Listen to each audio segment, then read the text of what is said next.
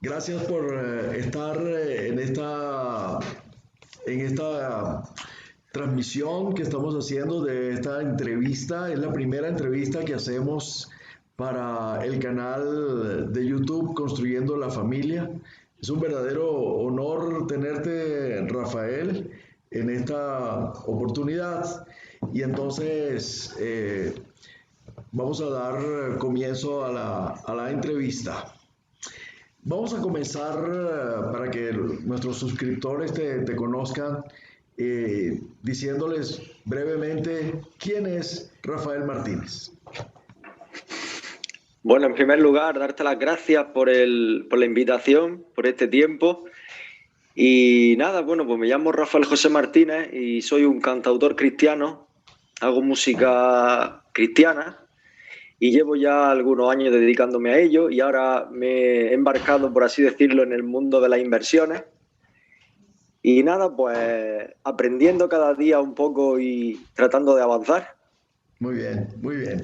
Gracias, Rafael, gracias. Bueno, el motivo por lo que organizamos esta entrevista tiene que ver con tu libro, que se llama Compra tu Libertad.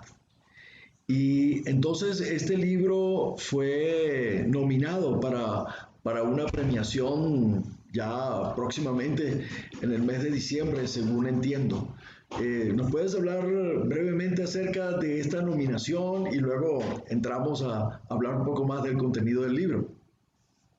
Sí, bueno, pues el libro es lo tengo aquí. Ah, muy bien. No sé si se ve bien, sí, Compra tu Libertad. Se ve bien, sí. Y bueno, pues fue nominado en los premios Redención de Nueva York, allí en Estados Unidos. Y bueno, pues ha sido un regalo de parte de Dios que el libro se haya hecho un hueco ahí en estos premios. Son unos premios que ya llevan algunos años haciéndose a nivel musical, pero tienen una categoría de escritor del año, y ahí es donde se ha podido más o menos encajar. Y bueno, pues el libro habla un poco de la iniciación en las finanzas personales, algo que yo me he dado cuenta que en el mundo cristiano es muy necesario. Y bueno, pues simplemente he querido aportar un pequeño grano de arena para que esto se pueda fomentar un poquito más en la iglesia y a nivel secular.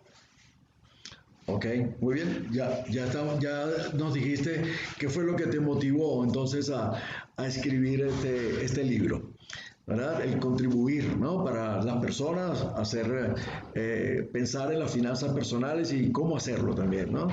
Muy bien, muy bien.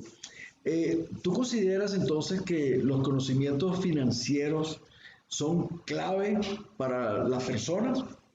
¿Tú consideras que es de suma importancia o diría que es algo adicional que toda persona debería saber? Yo creo que tiene que formar parte de uno de los conocimientos que tiene que tener el ser humano. En los colegios nos enseñan de todas las áreas, pero esta en concreto está un poco abandonada. O sea, nos preparan en el colegio desde pequeños, en las casas nos dicen que tenemos que estudiar para tener un buen trabajo, para tener un futuro prometedor, pero no enseñan lo que sería cómo manejar ese dinero que después vas a ganar cuando te hayas preparado para tener un buen trabajo o ser empresario o lo que sea, ¿no? Entonces dejamos dentro de la ecuación un hueco ahí que no podemos solventar si no estamos formados con el tema de las finanzas personales.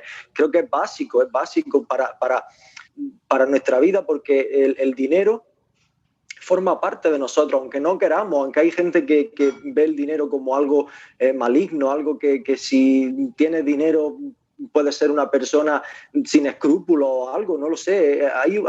Es un tema muy controversio en ese aspecto, porque hay muchos conflictos emocionales y de creencias que, en base de donde hayas nacido o en el hogar que te hayas criado, puedes tener un pensamiento u otro acerca de este tema. Y creo que es parte de la ignorancia, de no conocer realmente dónde está el punto de todo esto.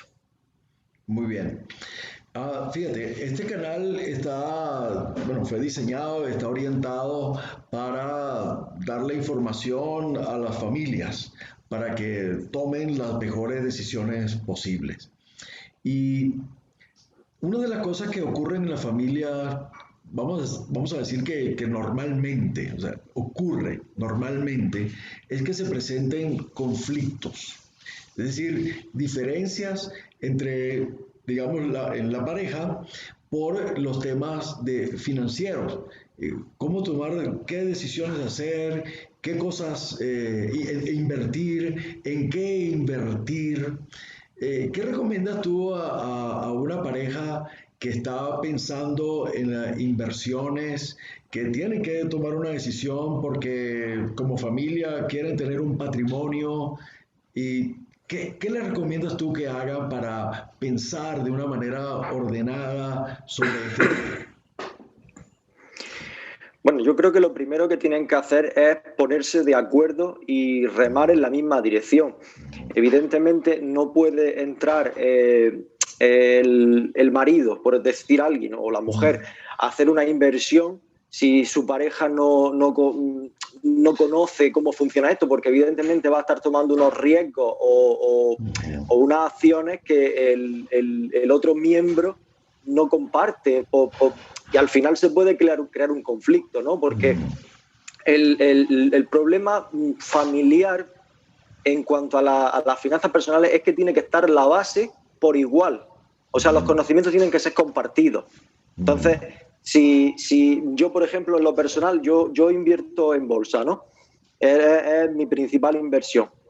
Entonces, yo, por ejemplo, yo comparto con mi mujer las inversiones que hago. Y aunque ella quizá no sabe de bolsa lo que yo sé, porque yo me he formado mucho más, pero yo comparto con ella y le digo, Cristina, mira, he comprado este fondo de inversión que invierte de manera global porque pienso que podemos diversificarnos más. Y yo a ella la tengo siempre al día de todo lo que voy haciendo.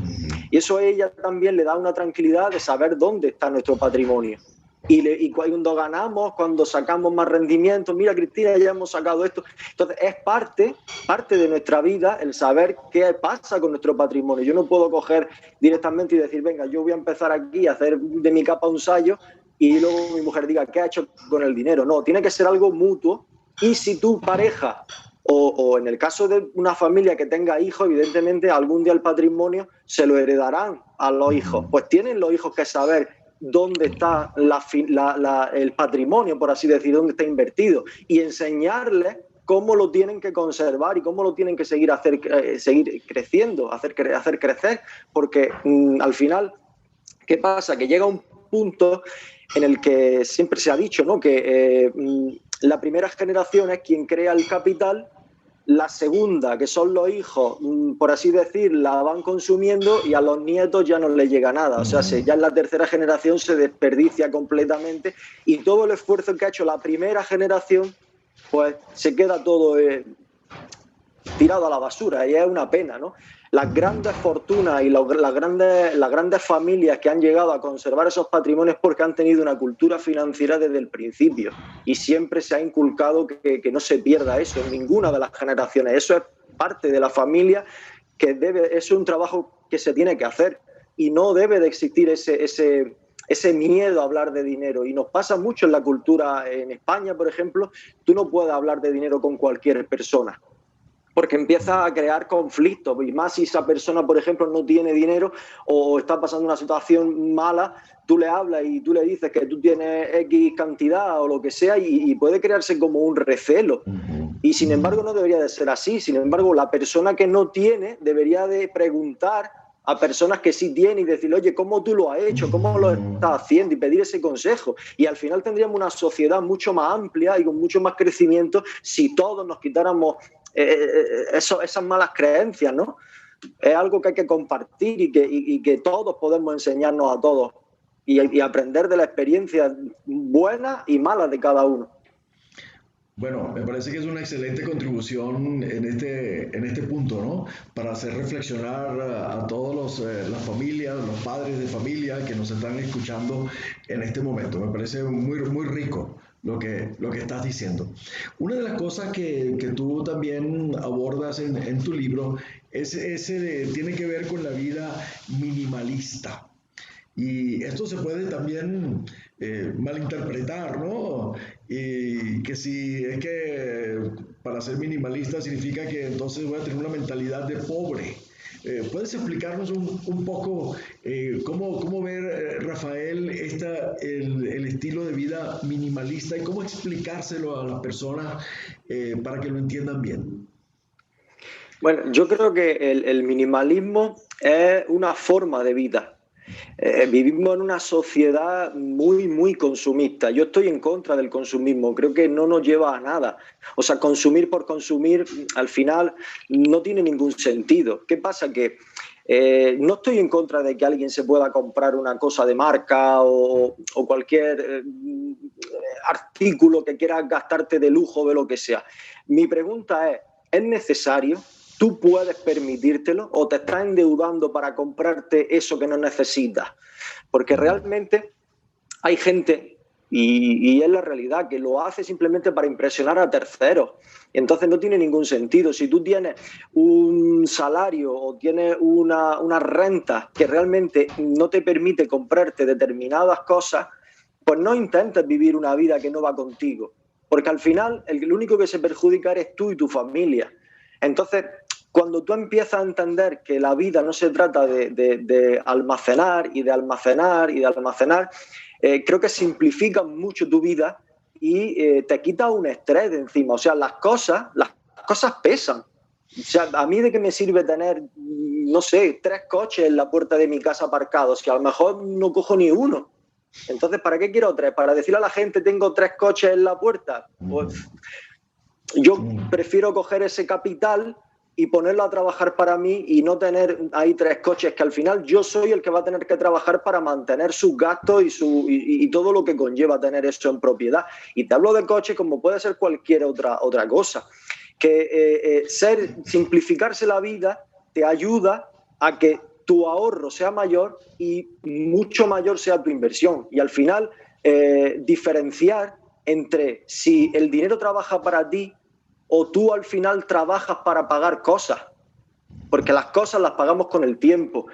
Nos quejamos de que trabajamos 8 o 10 horas al día, de que no tenemos tiempo para la familia y de muchísimas historias que al final, si nos vamos a la raíz de todo esto, es porque trabajamos para pagar cosas.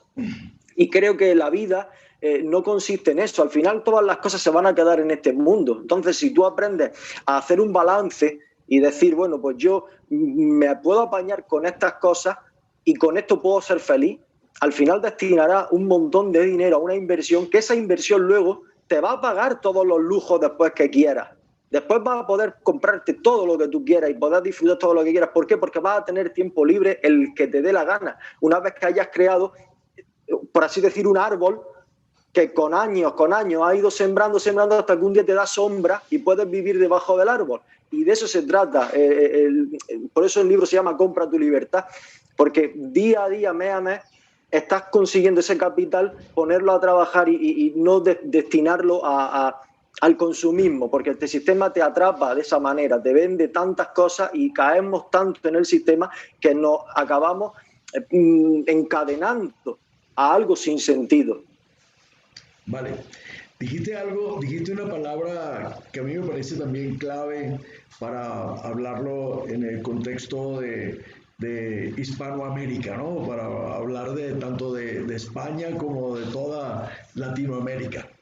Recordando que, por ejemplo, en Estados Unidos, que digamos que es Norteamérica, viven muchísima gente de habla hispana, latinoamericanos que están haciendo su vida en los Estados Unidos y ya configuran un porcentaje muy alto en los Estados Unidos. Dijiste una palabra clave y me gustaría que hicieras también algunos comentarios de qué recomendaciones le hace Rafael a la gente para el ahorro. Bueno, principalmente va encadenado con lo anterior, y es que no podemos ahorrar si destinamos el dinero al consumismo. O sea, tenemos que aprender a vivir nuestro nivel de vida real para que tengas un excedente y puedas empezar a ahorrar. Y yo creo que lo mejor que puede hacer una familia para empezar a ahorrar es ponerse un autoimpuesto por ti mismo. O sea, tú dices, bueno, yo tengo que pagar tal factura todos los meses, pues también tengo que pagar la factura del ahorro. Y entonces te mentalizas de que ese porcentaje que te entra en la cuenta bancaria ya no es tuyo, le pertenece a un tercero. Y ese tercero es tu yo del futuro. Entonces, tú tienes que destinar ese porcentaje a una segunda cuenta bancaria, a un fondo de inversión. Yo lo hago así, yo lo destino todos los meses, sea más o sea menos, lo destino a un fondo de inversión. Y entonces ese fondo de inversión continuamente está creciendo. Pero ese dinero es como si yo no lo tuviera. Yo estoy haciendo un compromiso con mi yo del futuro. ¿Y eso qué pasa? Que en principio dices que me estoy quitando una cantidad de dinero que yo podría disfrutar hoy. Sí, pero es que la va a disfrutar mañana y la va a disfrutar todavía mejor, porque ese dinero se va a multiplicar. Y si hoy te puedes comprar una cosa X, la que sea, en un futuro te vas a comprar 3 o 4, porque el dinero está trabajando y se está multiplicando. Y al final, cuando pasen los años, porque parece como si los años no pasaran, pero los años están a la vuelta de la esquina y la vida se va volando. Cuando vienes a echar mano dices, madre mía, he trabajado toda una vida y no tengo nada. Y si la gente analizara, y te hablo de gente que a lo mejor pueda tener ya 40 años, 50, 60, y si miran hacia atrás y comprueban la cantidad de dinero que ha pasado por sus manos, si pudieran ellos tener un extracto real de todo lo que han ganado desde que comenzaron con 18 años, con 17 o con la edad que fuera, se asustarían de la fortuna que ha pasado por sus manos y que tampoco conservan en la fecha actual. Y eso es deprimente. Entonces, si no nos autoponemos un impuesto, no hay forma. Al final, cuando te haces ese hábito, el mes que no ahorras, te sientes mal, sientes que es como si no hubiera ido a sembrar ese arbolito que tú siembras todos los meses. Es como abandonar tu huerto. Tú no vas a encontrar un agricultor que siembre todos los meses o todos los días y que un mes diga, no, este mes lo dejo esto abandonado. No, porque se va la cosecha al traste. Entonces, de eso se trata, de que de adquirir esa mentalidad de que no podemos parar de sembrar y estamos sembrando en nuestro yo del futuro y en nuestra familia del futuro, y eso nos va a traer una paz financiera y un colchón donde cuando vengan crisis, pues hablando así te ríes de la crisis realmente, porque te da igual, porque tú has hecho tus deberes cuando tenías que hacerlo y cuando vienen los malos tiempos, pues tú no te tienes de qué preocupar. Muy bueno, muy bueno. Es el cambio de mentalidad del cortoplacismo al largo plazo, ¿no? De comenzar a pensar en el futuro y en el largo plazo.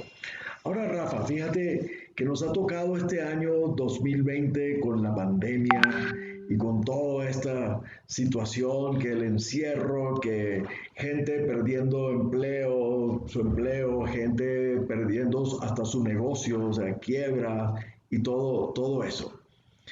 ¿Tú dirías que la pandemia tendrías que revisar tu libro para incluir algo así como, oye, las crisis, compro la libertad o compra tu libertad y qué pasa con las crisis? ¿Le agregarías un capítulo adicional o lo dejarías tal cual? ¿Cuál sería tu comentario, Rafa? Hombre, evidentemente el libro se puede ampliar porque esto de las finanzas personales es una cosa demasiado amplia, ¿no? Y el libro realmente se basa en una iniciación para que la gente tome conciencia de lo que está pasando y de que si tú no te encargas de tener tu propia libertad, vas a tener problemas. Por ejemplo, en España tenemos una mentalidad, ya que hablamos de mentalidad, muy de gobierno, muy de papá Estado. Y aquí todo el mundo está pendiente de cuándo se va a jubilar, de cuándo le van a dar el paro, de cuándo van a cobrar la ayuda. Y eso al final te crea una dependencia de un tercero, en este caso el Estado. España es un país que está totalmente quebrado a nivel gubernamental. O sea, la gente que ha vivido en España en los buenos años dice, ¿esto volverá a ser eso? No volverá a ser. El mundo está cambiando y España se ha metido en un montón de deudas. No solo España, un montón de naciones están endeudándose, están imprimiendo dinero y al final dice, te puedes plantear llegar a los 65 años, 67 ya vamos en España con la edad de jubilación, la han subido 2 años y creo que la van a seguir subiendo porque realmente no hay fondos para cubrir tantas personas jubiladas. Hay un problema de natalidad, hay un problema de envejecimiento. Y entonces, al final, el Estado no va a poder suplir eso, porque estamos hablando de una estafa piramidal. Y yo lo digo en mi libro, que es una estafa piramidal. Tú estás pagando una seguridad social que ese dinero que tú estás invirtiendo, por llamarlo de alguna manera, va destinado a los jubilados del presente. Y cuando llegue tu edad de jubilación, te la tendrá que pagar las personas que hayan nacido en esa época y que estén trabajando. Entonces, al final, estás dejando tu futuro en manos de terceros, ya no solo el gobierno, sino las personas que vengan detrás y que coticen y que estén trabajando. Y no sabemos el mundo laboral cómo estará de aquí a 30 años, 20 años, no lo sabemos. Entonces, al final, yo creo que cada uno debe de tener esa capacidad de entender que cada uno se labra su futuro y de que no podemos luego echar la culpa al Estado. Es que el Estado ahora me ha recortado la pensión, es que el Estado... Tú decidiste confiar en el gobierno. Entonces, yo creo que en cuanto al libro, he tratado todos los temas, desde que eres joven hasta que te haces mayor, y hablo de cada cosa por lo menos un poco. Y he intentado no salirme de los versículos bíblicos que he podido sacar de la Biblia para que todo lo que digo tenga un fundamento cristiano y no sea simplemente Rafa dice esto. Pero, como siempre digo, hay muchísimos libros de finanzas personales buenísimos, de autores internacionales de los cuales se puede aprender mucho. Esto simplemente es un pequeño grano de arena para que la gente empiece a formarse, simplemente. Vale, bien. Muy bien, Rafa. Te hago la siguiente pregunta. ¿Cualquier persona puede ser inversionista? Bueno, yo creo que debe ser inversionista, pero de forma obligatoria. ¿Por qué? Porque se trata de la inversión, que es lo que te va a llevar a que consigas tener un patrimonio a largo plazo. Pero necesitamos pasar por una serie de etapas anteriores. Y es que no se llega a la inversión si no pasas por trabajo y ahorro. Entonces necesitamos, primeramente, aprender a trabajar, no solamente para trabajar para un tercero, para una empresa, sino que puedas pensar en que en el corto, medio plazo, una vez que aprendes cómo funciona tu trabajo, puedas llevarlo tú de forma autónoma. Y de ahí que tú puedas conseguir tener tu propia empresa como dueño de negocio con tus empleados, tú puedas un poco desvincularte de ahí y después puedas pasar a inversionista. Si no quieres llegar a ser dueño de negocio, tampoco es necesario, pero sí mínimo deberías de trabajar como empleado o ser autoempleado, si es que quieres ganar un poquito más. Porque al final, ¿qué vas a invertir? Si no tienes recursos, no puedes invertir nada y mucho menos vas a poder ahorrar. Entonces, debemos de crearnos un fondo de emergencia mínimo de 6 meses en base a los gastos familiares. Cada familia tiene un gasto distinto, entonces tener controlado cuál es el gasto familiar para que en un caso de que una familia se quede sin ingresos, se quede sin trabajo, cualquier miembro y mengue la renta, entonces tener cubierto esos 6 meses sin que baje el nivel de vida. Eso es muy importante, porque entonces no tienes cubierto los 6 meses, porque te lo va a comer el dinero antes. Entonces, calcularlo bien y tener 6 meses cubiertos y a partir de los 6 meses ya el resto de dinero tiene que destinarse sí o sí a la inversión. Sea la inversión que sea. Yo me gusta la bolsa y recomiendo invertir de forma bursátil, pero eso es una inversión que necesita una formación. No es como la inversión en vivienda, que te puedes...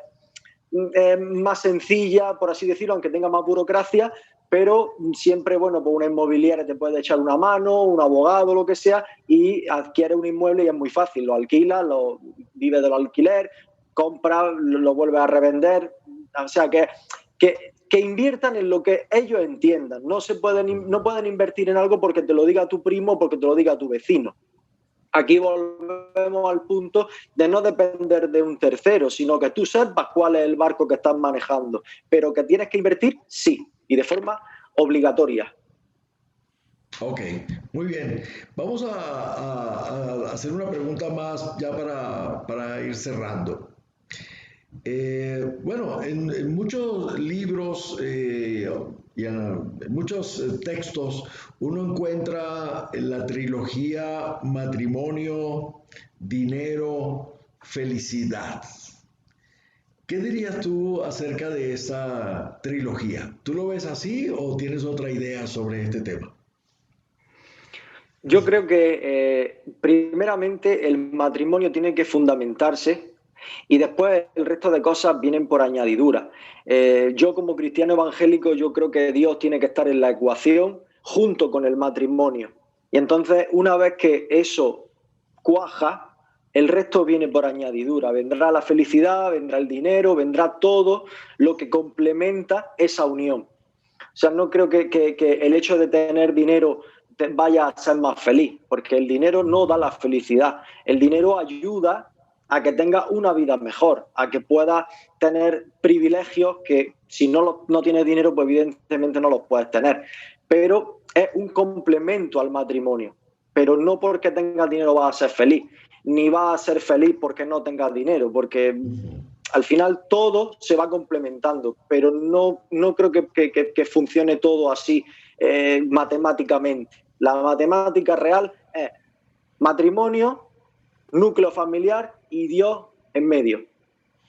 Muy bien, porque eso también es parte de nuestro mensaje en el canal, de hablarle a las familias, de enseñarle a las familias la importancia de fundar la misma de acuerdo con el diseño original. Y lo que nosotros llamamos el diseño original es el diseño de Dios para la familia.